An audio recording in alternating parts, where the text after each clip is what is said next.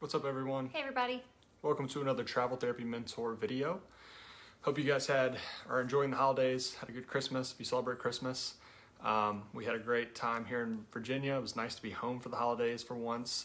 A lot of times we're traveling and we're away, but it was good this year.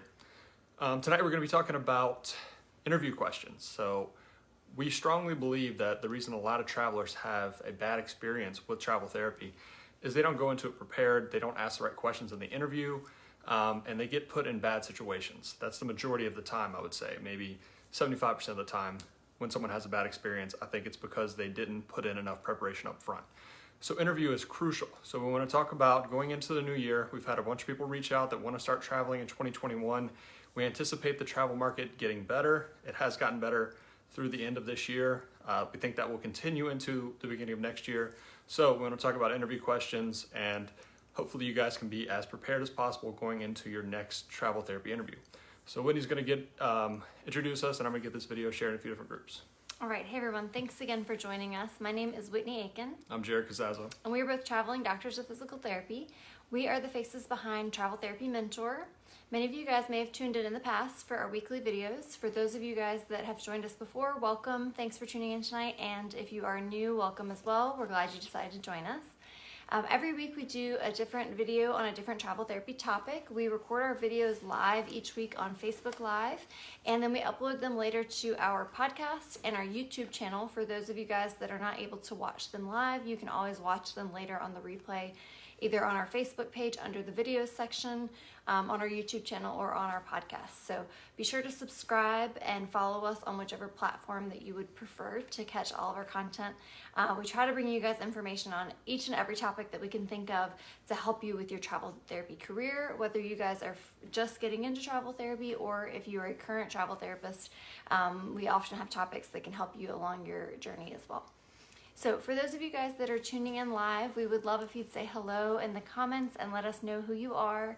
Let us know if you're a current travel therapist, if you're someone who's thinking about doing travel therapy, if you're a student who hasn't graduated yet. Just say hi in the comments and let us know who you are. And we'd also love if you would give us a thumbs up on the video on whichever platform you're watching on. So that way, you can let us know if you liked the video, if you learned anything tonight, and also feel free to share this information with anybody else if you think they could benefit. As Jared said, he's sharing our video in a couple more groups so that more people can tune in with us live. And we'll get started talking about travel therapy job interviews so that you guys can be prepared for your job interviews. Yeah, we'll do our best to try to keep this one brief. This is a topic we've made a video about probably a year and a half ago, and then we also wrote an article on this. So we'll try to keep it brief and cover all the highlights. Hey Allie, hi Kim, hi Armand, hi Jennifer, hi Michelle. Thank you guys for joining. Again, just drop us a comment below. Let us know who you are. All right. So talking a little bit about kind of leading up to a travel therapy job interview, how the process works. If you're new to travel therapy, you may not understand how this whole thing happens. So you'll be submitted to jobs by your recruiter. So throughout the whole process, you'll have a couple of different recruiters submitting you for multiple jobs. When the travel therapy job market has been a little bit better, usually you'll almost always get an interview when you submit for a job. However, this past year, the job market was a lot more competitive, so you didn't always get an interview because a lot of times the other applicants beat you out, but hopefully you'll get an interview for a job that you were submitted for. And typically it's going to be a phone interview. So your recruiter will let you know, hey, they want to interview you. When's a good time and date for them to call you? You should be expecting a call from so-and-so at this time, and they'll set up a phone interview for you. Yeah, now most new travelers, when they hear about phone interviews, they're nervous about it. They think this is going to be, like a traditional job interview, and that's understandable because, some job interviews can be scary. The difference with a travel therapy job interview and a permanent job interview is usually the travel therapy job interviews are way more laid back in our experience. And a lot of times you have to be the one asking a lot of questions to them about the facility. And that's why it's so vital to be prepared and have a list of questions that you can ask. And even when you think that you know what you're going to ask, you'll remember all of it. Even after 5 years of traveling, we still write down all the questions we want to ask just so we don't forget anything. So usually these interviews, it's not going to be a situation where they're going to ask you a bunch about your skills and that kind of stuff. Usually they're trying to get you to come to the facility. That's probably 90% of the time that's how it is. I've only, in my entire time traveling, had one interview that was like a legit interview where they were asking me questions that were difficult, that made me uncomfortable. All the other ones have been me asking them questions to try to see if it's a good fit for me. And that's how most travel therapy job interviews are. So always go in prepared with a list of questions that you're going to ask and make sure it's a good fit for you. Yeah. Out of 5 years of traveling, Jared had one interview where they asked him kind of difficult interview questions, and I also had one where they asked me a few questions. Really not that difficult, but in my interview, they just kind of wanted to see if a little bit about me as a person. They asked what types of continuing ed I like to do, what areas of practice that I'm most interested in, what kind of books I was reading at the time. They just wanted to get a feel for the type of person I was. And that was really the only time I felt like I was asked a lot of questions. In Jared's situation, his was one of his very first job interviews when we were new grads. And that was actually one of the only job that we ever interviewed for that we didn't get an offer for, because at that time that facility was looking for someone that had a little more experience. And this would have been our first job out of school. So that's why I think Jared got a lot of difficult questions on that one interview. And I think that's going to be the case for a lot of new grads right now towards the end of 2020 and the beginning of 2021, because the job market has been a little more competitive. I think that's the only circumstance in which you're going to feel maybe a little bit more grilled if you don't have quite as much experience and the job is a little more competitive. Whereas the majority of travel jobs, even if you don't have experience, if they're not really competitive, they're really still dying for you to come, because his next interview as a new grad, still no experience, they were begging him to come there and not asking him any tough questions at all. This was back in 2015. Yeah, and you should always go into any of these interviews prepared for prepare for those difficult questions, but expect that you're probably not going to get those, and that it's going to be more you interviewing them for the job. Yeah, so right now, with the way the job market has been, definitely go into it prepared to talk about yourself, to sound confident, to express to them why you are a good fit for the job, whether that's your experience with work history or your clinicals. Be prepared for if there are any of those questions like, tell me a time in your practice when, ... all that sort of thing. If you're concerned about something on your resume, like if you're concerned that maybe you don't have the strongest resume for this job, maybe get some talking points like, well, I have taken, these continuing education courses and these types of things, but I promise you that the majority of the time you are not going to have to use all those things that you prepared for. Most of the time they're just going to quickly ask you a little bit about yourself. Then they're going to say, do you have any questions for me? And then they might tell you a little bit about the job, and then they'll probably say, when can you start? Yeah, and just for interviews in general, a manager, a lot of times they're looking for people that have initiative. They're looking for go-getters, so anything you can say that makes you, highlights your attributes and shows that you're trying to learn and better yourself, that's always going to be important in an interview. Yeah. And, a lot of people ask us, will it make them stand out if they have additional certifications, things like that? Sometimes yes, but honestly, a lot of times no. You need to look at it from the facility's perspective for a travel job. What are they really looking for? Honestly, most of the time they're looking for someone who can start as soon as possible, because they probably need somebody there yesterday. They probably need somebody who really and truly can start as soon as possible on the date that they need you. As long as you meet the minimum qualifications and you can start when they need you, you can work the durations of the time they need you. That's the big thing they're looking for. So when it comes to being competitive during a job interview, part of it is, can you meet the qualifications that they set forth? Like, can you start when they need you to start? Do you already have the license in hand? Can you work all the days they need you to work without being too picky and saying, well, I need to be off for this wedding and I need to be off for this? Of course, a lot of times you can ask for those things, but if you're somebody who's worried about not being able to get a job, the more that you can check the boxes they need you to check, start when they need you to start and all that, the more likely you are to get the job. Yep. Okay, so with that said, as Jared mentioned, it's really important that you guys go into these job interviews having a list of questions of your own to ask them, because sometimes these interviews can go really fast and they'll be trying to convince you that it's a great place and asking you when you can start, and you might be really excited, like, well, they want me and it sounds all right, so I guess I'll take it, and it can kind of just go quickly. And if you don't write down the questions, you'll forget to ask. You'll end up getting off the phone and then being like, crap, I don't know anything about this place. This has happened to me a couple times. I'm never as organized as Whitney is. She's always very organized. I've learned my lesson now, but there's been several times where I go into one of these phone interviews, I get excited, everything sounds good, I think the facility sounds good, and then I don't ask all the questions I need to ask. And then Whitney's like, well, what did they say about productivity? I'm like, yeah, okay.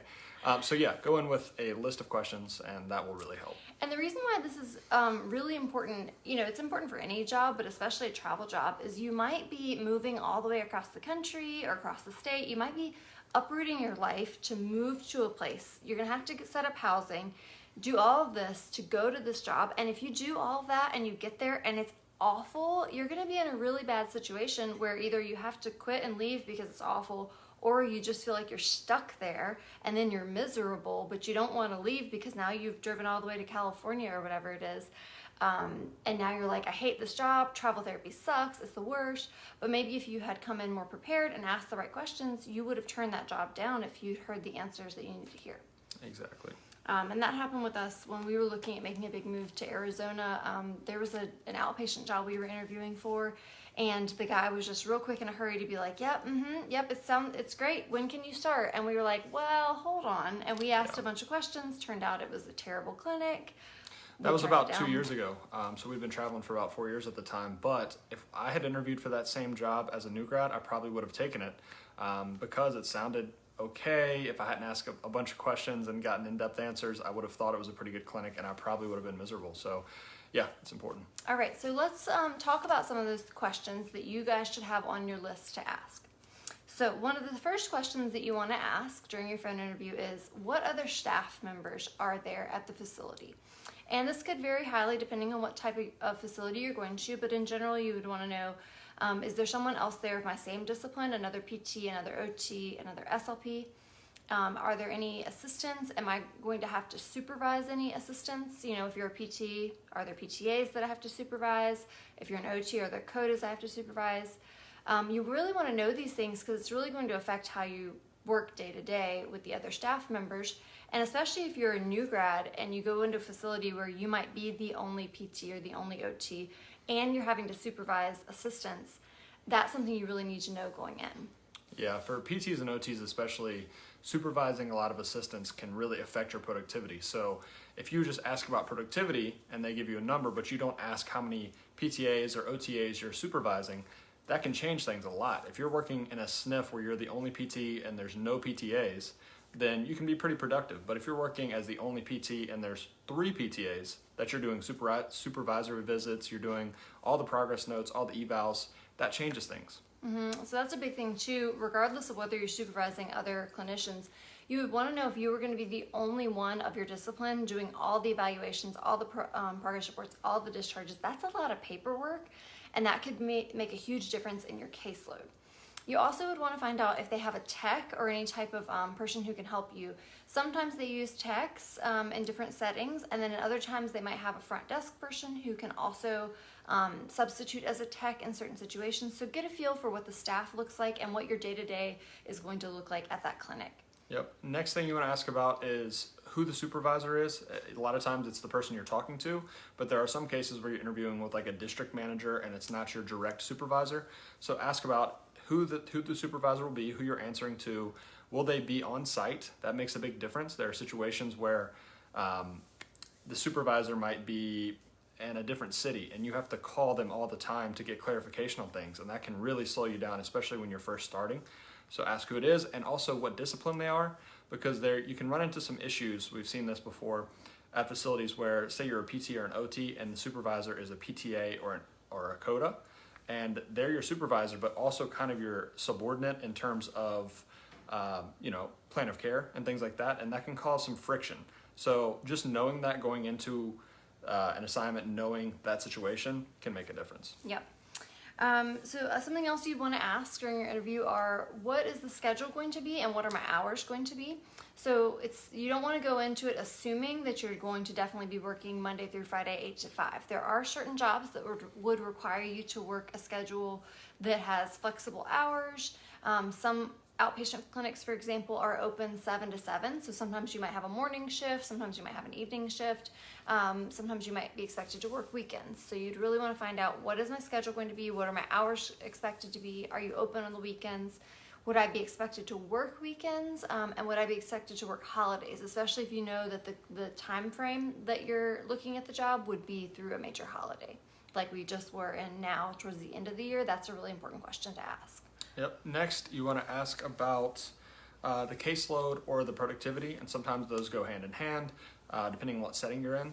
So, skilled nursing, usually that they talk about that in terms of productivity, whereas an outpatient clinic is talked more about caseload, like how many people you have scheduled per day, those kind of things. So depending on the setting will change how you ask the question, but knowing what their expectation is in terms of patients per day or productivity percentage is very important. That's probably the number one question, to be honest. Absolutely. So depending on which type of job interview, which setting you're going into, I would tailor the questions that you write. So for example, if it's outpatient, how many patients am I going to have per day? Will I be expected to double book or overlap the patients? If so, is there a tech to help me, or am I expected to manage that by myself? You would want to know, what's the length of an evaluation? Is it an hour? Is it 45 minutes? What's the length of a follow-up or a treatment appointment?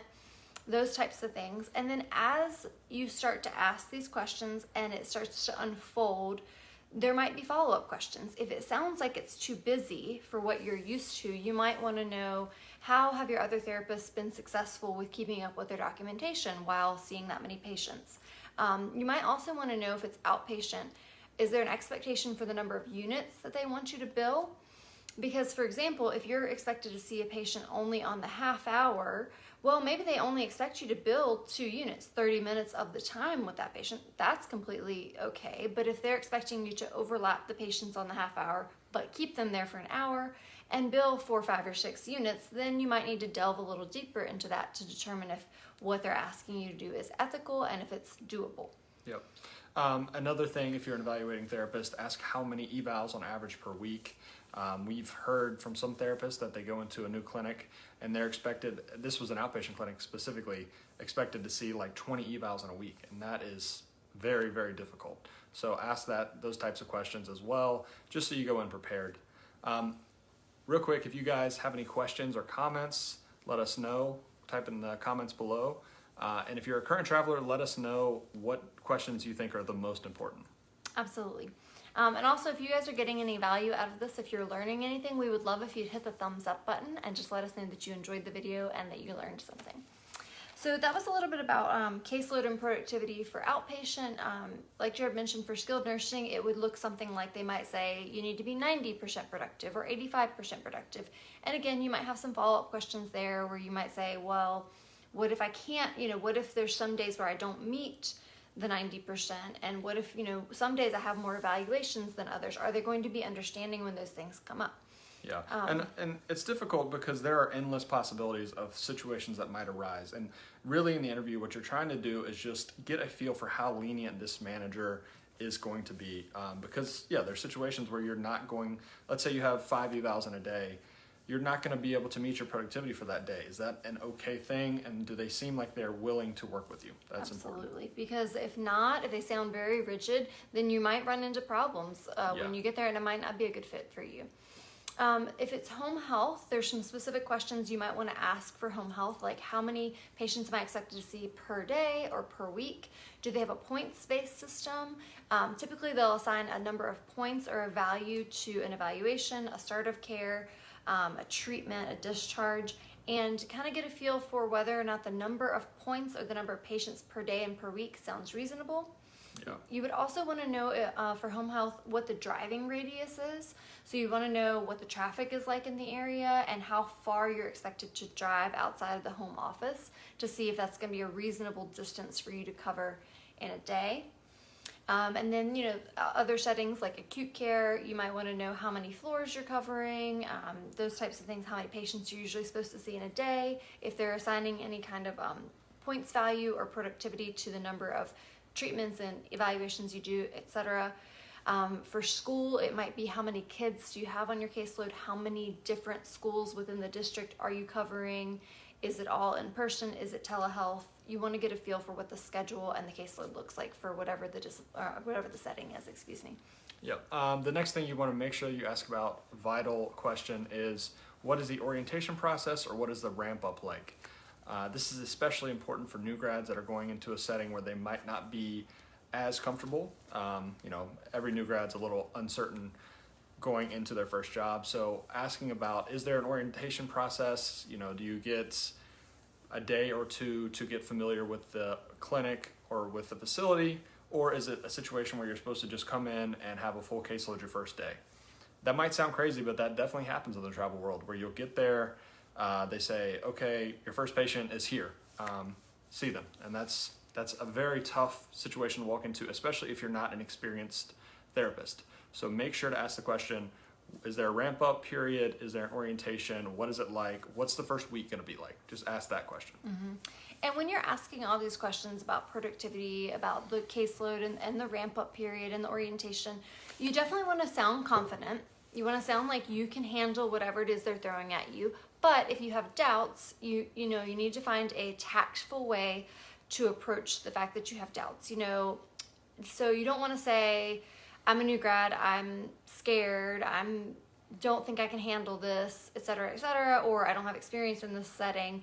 You might say, I feel pretty confident in my clinical skills, but because I'll be, coming in to this new clinic, I won't know the patients, will I be allowed a time to ramp up, to get to know the system, to get to know the caseload, so that I can adequately provide care. You want to find a tactful way to say that you're not comfortable with that, or just ask more questions. Yeah, and always try to frame it in a patient-centered manner, because in reality, you're not going to be able to provide great care if you come in and you have a full caseload your first day and you're trying to learn the facility and learn the documentation. You're not going to be 100% in that situation. So say, I want to make sure I get acquainted so that I can provide the best patient care. That makes it sound a lot better. Yeah.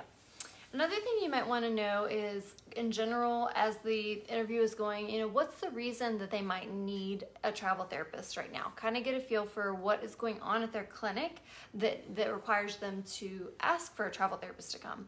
Did someone just quit? Are you filling in for a permanent therapist that has just left and they're trying to hire another permanent therapist? Is it a seasonal thing? Are they just having a temporary increase in their caseload that might necessitate them having another therapist? Are you covering a maternity leave or something like that? Or is it just a rural clinic where they're having trouble finding staff and they've used travelers back to back to back? So that would give you an idea of kind of what type of situation you're coming into. It might also give you an idea of what the general caseload is going to be like. Hopefully your recruiter has already told you whether or not they're guaranteeing a certain number of hours. So if it sounds like on the phone that it's an extremely busy place, there's probably no doubt that you're going to get 40 hours. And in some cases, if it's a really busy clinic, you might actually be going over 40 hours. So that might be a situation where you need to ask, if I go over 40 hours, would I get overtime? Or if you're getting the vibe that it's kind of a low caseload and they're not really sure if they can staff you the whole time, you might want to just ask some more questions about, do you think that it's likely that I'll work 40 hours each week or 32 hours or that sort of thing? Yep.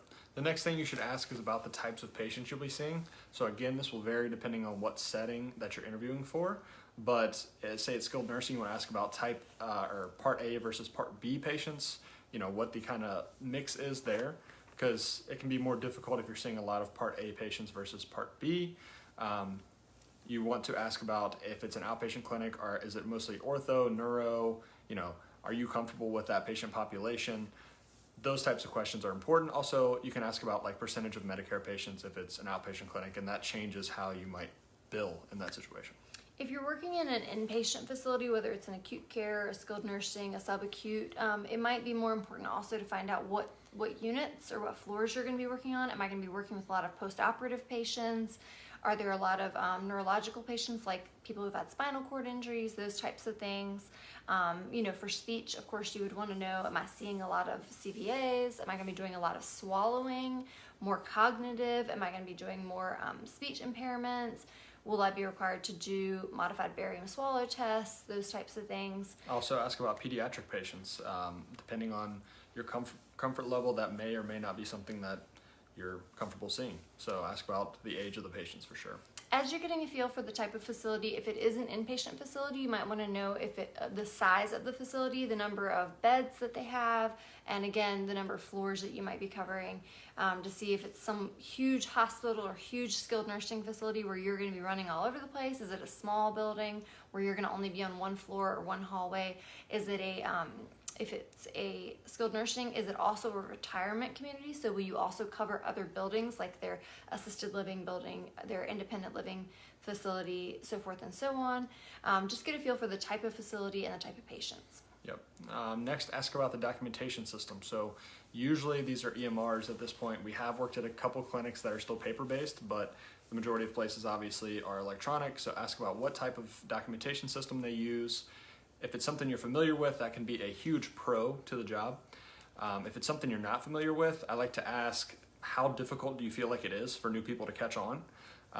Because that can make a massive difference. If it's a documentation system that is kind of outdated and lengthy, and it takes you a long time to type evaluations and things like that, it can really slow you down. So know what type of documentation system you're going into, and make sure you ask questions about how difficult at least the hiring manager feels that it is for people to catch on with it. Yeah, and along with that, you would want to get a feel for whether or not you're going to have the opportunity to type while you're with patients or not. So in an outpatient facility, you'd want to know, do I have a laptop? Do I have a cart? Is it usually pretty easy? Do your therapists that work there usually have a pretty easy time documenting while they're with the patients? Is it usually something where you find, like especially if the person you're interviewing with also does evaluations, can you usually get the evaluation typed while you're with the patient, or are you having a lot of paperwork to follow up with? If it's an inpatient facility or home health, you would want to know, are they providing you with a laptop or a tablet that you can take around with you? We've worked at some skilled nursing facilities where you could not take your laptop or your tablet with you to any of the rooms, so you had to come back and sit down at the computer in the therapy room to type, so that really made it difficult to be able to do any kind of point of service documentation. So it's very important to know in terms of your productivity expectations, if you're going to be able to do point of service documentation. With this, you want to get a feel for if they're going to say anything about you working off the clock. Because we've actually had some situations where the manager was like, it's okay if you don't get all your notes done. You can take your laptop home and finish them at home. It's fine. Yeah. But what they're implying is that you can go home and do it off the clock, which means you're going to be working overtime without getting paid for overtime. Yeah, that's a big red flag. Yeah. So it's really good to ask about the EMR, about the equipment that you're provided, and just get a feel for whether they say anything that's going to be a red flag in terms of you working off the clock. If that does arise, you would maybe just want to kindly remind them that you would be an hourly employee, that you will only be doing documentation while on the clock, because that's the legal thing to do. Yep. Next, ask about the dress code. This really applies in inpatient settings even more so, because there might be situations where you have to wear a certain color, you might have to wear scrubs, and you might have to go out and buy those things. And there's situations where that might change. If you're on the fence about a job and you have to go spend money on scrubs of a certain color, that might change your opinion about the job. So ask about the dress code. For the most part, that's not going to matter, but you always want to know going into it. Yeah, it's not going to be a deal breaker most of the time, and that's why I put this toward the end. It's like, maybe once you've already decided that the whole interview has gone well, you're pretty sure that you are going to take it, you definitely want to know before you get off the phone, or maybe once you get the offer, you might get a second opportunity to follow up with that person on a second phone call or an email, just to find out what the dress code is going to be before you get there, so you can make sure you have the right clothes. I put down here at the bottom another question that you might work in there somewhere. If you are a new grad or someone who's new to this setting, find out a little bit about mentorship and if that's an option. Yeah. That would hopefully have come up when you're talking about the other staff members that are on site. You may have asked, if there is another therapist there of my same discipline, is that person available for me to ask questions, that sort of thing. But you again need to be tactful. If you're a new graduate or you're someone who's not familiar with the setting, you want to make it sound like you are competent to be on your own. You're definitely available and ready to be on your own, but it would be nice if you could talk to someone and have a little bit of guidance if needed. Sometimes they'll say that there's someone on site that can help you with that, and other times they might say it's someone that you could call and they can put you in contact with maybe at another clinic of theirs nearby or something like that. Yep. Last thing, if everything else sounds pretty good, ask them about any days off that you might need. That could be a deal breaker. So if the whole interview goes well, everything sounds great, but you need, say, 2 days off for a wedding and they can't give you that, then you need to know that up front. So make sure that that's okay with them anytime that you need off. Yep. And again, like I mentioned at the beginning, you need to just decide what's the most important thing for you. If it's a very competitive job market, if you're having trouble finding a job, maybe you're having trouble getting your foot in the door, the less picky you can be on things like time off requests, the better. But if you know that you have lots of options and it really is going to be a deal breaker for you if you cannot have these certain days off for the wedding or the trip or the whatever it is, then you absolutely need to make sure to ask about it. But if it's something where you're kind of like, I could take it or leave it, you might say, would it be possible? If not, it's okay. Or make sure to offer alternatives. I might need off these days, but because your clinic is open these other days, I could make up those days by doing this. Yeah. See if there's other ways that you can work in to incentivize. For example, another example would be there are certain places that have had travelers for a long time. For example, like a rural clinic where they have trouble staffing. They might want you for even more than 13 weeks. So say that you really need off for a certain amount of time, but you're willing to do something like extend your contract even longer. Let them know that, and that might be something that's valuable to them and might give you a leg up over another candidate. The other thing would be something like holidays. When it comes to requesting off for holidays, sometimes certain clinics, they really need you to cover for the holidays. And so they might pass up a candidate who is requesting off for the holidays in favor of somebody who's not requesting off for the holidays. So just keep that in mind when it comes to interviewing and depending on how badly you want the job or not. Yeah, for the most part, if it's possible at all to not have the holidays off, you should try to work the holidays, because most of the time they knew that when they bring a traveler in, their permanent staff has already asked for those days off, and that can be a deal breaker for some clinics. Yep. But that's just something to keep in mind as you get towards the end of the interview. If it's going well, if it sounds like a good fit for you, you do want to make sure that you ask the manager and get it approved to have this time off, so that they'll know one way or the other whether this is going to work or not. Now, typically when you get done with your interview, hopefully you already have a good feeling about how it went. You have a good feeling about whether or not it's going to be a good fit for you. You have a good feeling about whether or not they like you.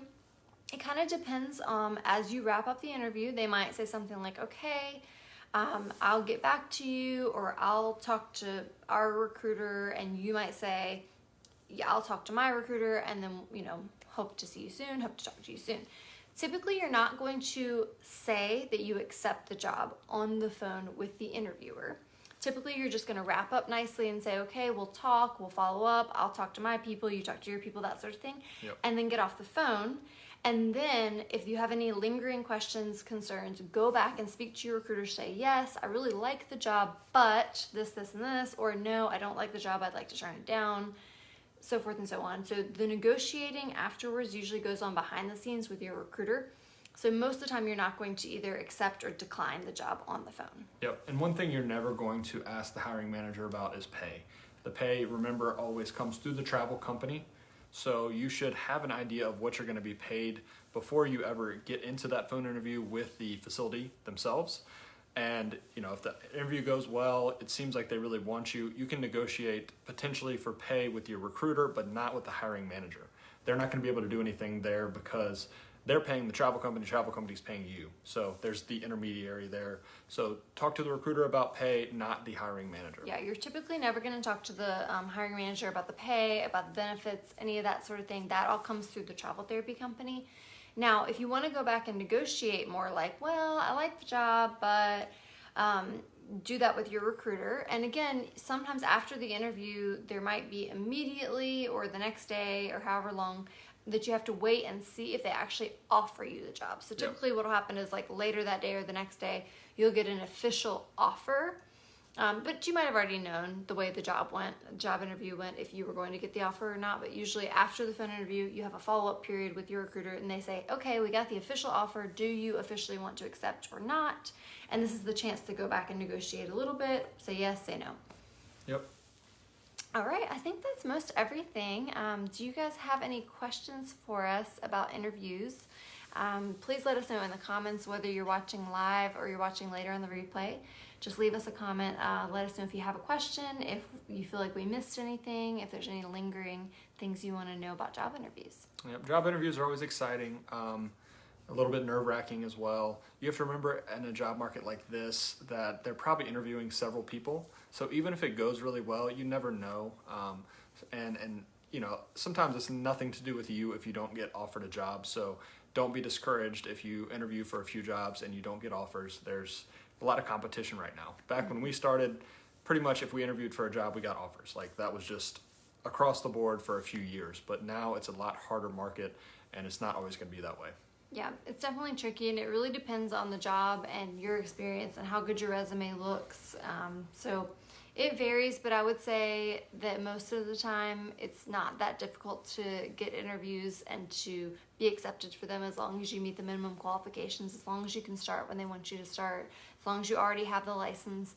But unfortunately, yeah, like Jared said, there have been more people, I would say this year, especially new grads, that have not gotten an offer or not gotten an interview at all.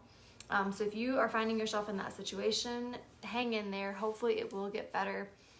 Some ways to, open up your options would be to get more state licenses, only apply for jobs in which states in which you already have a license, only apply for jobs where you meet the minimum qualifications and you can start when they want you to start, because that is really going to bump your resume up on the list if you can start ASAP, if you can hit the ground running, and so forth. Yep. All right. So we'll see if there's any questions. Rosa says, great session. Thank you. Thanks for watching, Rosa. Thank you guys that tuned in. If there aren't any questions, we'll wrap up. All right, guys. Hope this was helpful. Again, if you have questions, feel free to leave them later in the comments, or you can send us a message on Facebook or send us an email. Yep, please like this video. It always helps more people see it and helps us out. All right, have a good night. Take care. Have a Bye. good week.